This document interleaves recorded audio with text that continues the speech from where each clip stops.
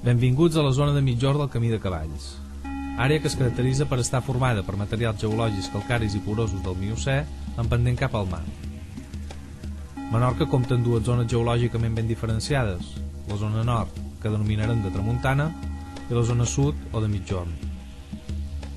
A la costa sud trobarem nombroses zones arenisques, de pedra calcària, torrents, barrancs i vegetació abundant, per la qual cosa predominen en el paisatge els tons clars, blanquinosos, grisos o de color més verdós en el paisatge, fet que contrasta amb la costa nord de l'illa. La seva orografia està marcada pels penya-segats baixos i barrancs alimentats per torrents, cosa que provoca que la desembocadura d'aquests surti en forma de zona humida o sistema dunar o també de cales o platges d'arena blanca i fina. El recorregut del Camí de Cavalls de migjorn està compost per 10 trams, que van del tram 11, que comença a Ciutadella, al tram 20, que acaba al Port de Maó. Així doncs, en aquesta audioguia explicarem els elements patrimonials, naturals i paisatgístics que anirem trobant al llarg del camí. A la zona de migjorn podem gaudir, tant als trams costaners com d'interior, de la biodiversitat del paisatge, de la flora i de la fauna que ens ofereix l'illa. Diversitat que va fer Menorca, entre altres coses, mereixedora de la declaració de reserva de biosfera el 1993 per la UNESCO. De les 19 àrees naturals d'especial interès de que costa la reserva, al sud de l'illa se n'agrupen 9 en total. Pel Camí de Cavalls podem recórrer totes aquestes en ell, ja que són zones de litoral i barranc. El migjorn és una regió plana, lleugerament protegida pel vent, formada per roques toves i permeables en què és fàcil fer pous i trobar aigua. El resultat és un paisatge molt humanitzat, amb zones de conreu i pastura delimitades per paret seca amb poca vegetació i sòls molt erosionats i prims. A l'estiu, les praderes cultivades dels barrancs conserven la verdor enmig d'un paisatge cremat pel sol. A Menorca, els fons litorals marins estan densament poblats per la posidònia oceànica, anomenada de manera impròpia alga. Les seves prades són alhora refugi botànic d'acollida de tot tipus de peixos, invertebrats, mol·luscs, petits crustacis i fins i tot coralls. És una planta marina que, un cop esmorteïda, fa de barrera natural i evita l'erosió de les platges. Les zones humides són menys freqüents a la meitat sud, ja que l'aigua s'infiltra més fàcilment a causa de la composició permeable del terreny. El cicle de masses d'aigua a Menorca varia molt segons l'època de l'any, i en molts casos és una làmina d'aigua a la tardor, un augment de la verdor de la vegetació a l'hivern, una explosió de flors a la primavera i un aspecte pràcticament sec a l'estiu. A Menorca hi ha un projecte de conservació de basses temporals emmarcat dins el programa europeu Life Basses, per preservar i protegir espècies que només es poden trobar en aquests ecosistemes. La vegetació del sud està especialment marcada pel mosaic de paisatge rural d'Uestrà, més freqüent als barrancs i camps de conreu, que crea un medi favorable per a moltes espècies. Als penyals de Cal Emporter hi creix l'arbust endèmic Dafne menorquí i a la costa les civines. Tanmateix, la vegetació litoral de la costa sud consta només de 3 de les 24 microreserves de flora, les quals contenen en total unes 1.200 espècies. Aquestes microreserves foren creades per una xarxa d'espais protegits de flora autòctona amenaçada dins el marc europeu del projecte Life Natura. Al sud abunden les espècies de sistemes dunars, el borró, el carmarí, el lliri de platja i el canyís, i també la marina d'arbustos baixos, el xipell i el romaní. Un dels endemismes més coneguts i densos d'aquesta regió és el pi d'en Llorenç, que trobarem al Pinar de Talis. De la fauna de migjorn són de gran importància, sobretot en època de primavera i tardor, les aus migradores que nidifiquen als barrancs i els penya-segats. Entre els barrancs de Vinigaus i Llucalari creuarem el del Gendà, el de Santa Anna, el de Savall, el d'Esbec i Cal Emporter. Aquests són llocs on es poden observar aquestes aus. Les espècies aquàtiques, en canvi, s'observen als prats de les Canècies a Son Bou, al Prat de la Vall al Gairens i el de Bellavista a Son Saura. Totes les àrees esmentades formen part d'unes altres figures de protecció anomenades ZEPA, zones d'especial protecció d'aus. D'un total de 15 que hi ha a Menorca, a migjorn en trobant 6. En el tram número 11, de Ciutadella a Cap d'Artruig, des de Ciutadella i el seu nucli antic arribarem a les platgetes de Cala de Bullador. Sense deixar l'asfalt, creuarem les cales urbanitzades de Sa Caleta d'en Gorries i Sant Andria, fins a arribar a Cala Blanca. Allà, les postes de sol són ben especials des de la punta rafalera. i al seu arenal descobrirem una naveta pretabaiòtica. L'itinerari s'endinsa pel tram litoral de l'anell ME15 fins a arribar al Cap d'Artruig. El temps estimat del recorregut a peu, amb aturades als punts més interessants, és de 5 hores, amb una distància de 13,2 km. El grau de dificultat es considera fàcil.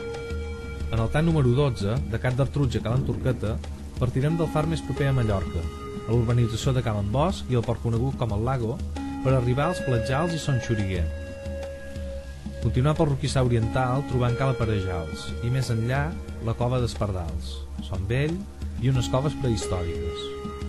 La ruta continua fins a Son Saura, on gaudirem del seu sistema dunar i de les platges d'Esbanyul i Bellavista, i ens portarà finalment a l'idíl·lic Estaler. El temps estimat del recorregut a peu, amb aturades als punts més interessants, és de 5 hores. Amb una distància de 13,3 km, la dificultat és mitjana. En el tram número 13, de Cala Turqueta a Cala Galdana, hi ha l'anell ME14 i la zepa ME12, alternant penyals interromputs pels barrancs i les seves cales. Des de les dunes de la Paradisíaca a Cala Turqueta, travessant Uestràs i Sibinàs, arribarem a Macarella i Macarelleta, on conviuen moltes espècies aquàtiques al canyís de Santa Anna. Al final, al barranc del Gendar de Cala Galdana, albirarem diversitat d'avifauna i explorarem coves i grutes. El temps estimat del recorregut a peu, amb aturades als punts més interessants, és de 2 hores en 30 minuts, amb una distància de 6,4 km. El grau de dificultat es considera fàcil. En el tram número 14, de Cala Galdana a Sant Tomàs, davant el mirador de sa Punta de Cala Galdana, seguirem el sender fins les pedreres de Marès de Santa Ponça. Allà, el racó verge de Cala Mitjaneta precedeix la idíl·lica Cala Mitjana. Partint des d'aquesta cala de vegetació dunar blanquejada per penya-segats, creurem els cultius d'Escalafat i els barrancs de Trabaluja i de Vinigaus. En aquest darrer, visitarem la cova d'Escoloms i acabarem a la platja de Vinigaus. El temps estimat del recorregut a peu, amb aturades als punts més interessants, és de 4 hores en 30 minuts, amb una distància de 10,8 km. La dificultat és mitjana. En el tram número 15, de Sant Tomàs a Son Bou, sortirem de Sant Adeodat, al costat del Codolar de Benicodrell, i arribarem a Sant Tomàs, ple de vegetació dunar litoral. Un cop a Taris, girarem a l'interior de les terres de conreu del Prat de Son Bou o l'Albufera de ses Canècies, la més important després del parc natural. El camí acaba a la platja de Son Bou, la més extensa de l'illa, on trobarem una basílica paleocristiana i un cordó dunar d'elevat valor ecològic. El temps estimat del recorregut a peu, amb aturades als punts més interessants, és de 2 hores en 30 minuts, amb una distància de 6,4 km. El grau de dificultat es considera fàcil. En el tram número 16, de Son Bou a Cal Emporter, visitarem una necròpolis prop del túnel d'entrada de Son Bou i seguirem el virany de les coves d'estiueig del Cap de ses Penyes fins a dalt, al costat d'una murada. Baixarem la torrentera de Llucalari fins a arribar a la cala. Pels penyals dels voltants vigilen les antigues bateries del canons Vickers de 381 mm. Aquí ens podem desviar uns 2 km per visitar Torre d'en Galmés. La sortida és a Cal Emporter, on desemboca el seu barranc. El temps estimat de recorregut a peu, amb aturades als punts més interessants, és de 3 hores en 30 minuts, amb una distància de 8 km. La dificultat és mitjana. En el tram número 17, de Cal Emporter a Benissafua, començarem des del pàrquing de Cal Emporter i anirem fins a Cales Coves, 2 cales encaixades entre penyals on es situa una gran necròpoli. La ruta s'endinsa pel barranc de ses Penyes i pels terrenys de típic paisatge de mosaic delimitat per paret seca fins a Canotells. La cala té un embarcador i una zona humida amb dunes poblades de canyís. Acabarem al Cap d'en Font, després de veure cases de camp centenàries. El temps estimat del recorregut a peu, amb aturades als punts més interessants, és de 4 hores en 30 minuts, amb una distància de 11,8 km. El grau de dificultat es considera fàcil. En el tram número 18, de Benissafua a Punta Prima, caminarem des de la tranquil·la cala urbana de Benissafua, seguint la carretera a peu i creuant el Caló Fondú, per arribar finalment al moll del Caló d'en Fust. Aquest embarcador està situat al costat del poblat de pescadors de Benibeca Vell. Més endavant arribarem a Benibeca Nou, ideal per a submarinistes i amb un quiosquet sobre les roques.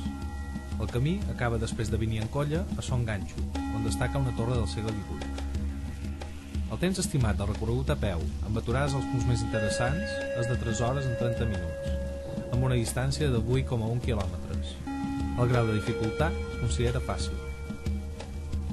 En el tram número 19, de Punta Prima a Cala Sant Esteve, el sender surt de l'est de l'urbanització de Punta Prima i ens porta a la torre del segle XVIII del Caufat. Des d'aquí observarem Salgar i enmig l'illot d'Estorn, i a la part baixa esquerra s'encaixa Escaló Roig. A l'oest s'albira l'illa a l'aire, amb el far com a principal construcció i bressol de la Sargantana Negra, endemisme mil·lenari de Menorca. Arribarem així a Cala Sant Esteve, però primer haurem fet aturada a la Torre d'en Penjat. El temps estimat del recorregut a peu, amb aturada dels punts més interessants, és de 2 hores en 40 minuts, amb una distància de 7,3 quilòmetres. El grau de dificultat es considera fàcil.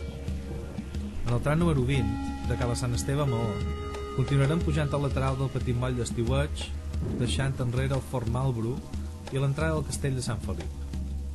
Albirant la Mola i el Latzaret des de l'urbanització costanera del Sol de l'Est, creuarem també Cala Pedrera. Visitarem la localitat del Castell i el portet de Cales Fonts. Finalment, el camí es portarà per un llarg itinerari cultural pel centre de Maó i acabarem a la colàrsega del seu magnífic port. El temps estimat de recorregut a peu, amb aturades als punts més interessants, és de 2 hores en 20 minuts, amb una distància de 6 quilòmetres. El grau de dificultat es considera fàcil. Aquí conclou l'itinerari de mitja hora del Camí de Cavalls. Benvinguts a Menorca. Gràcies per la seva atenció.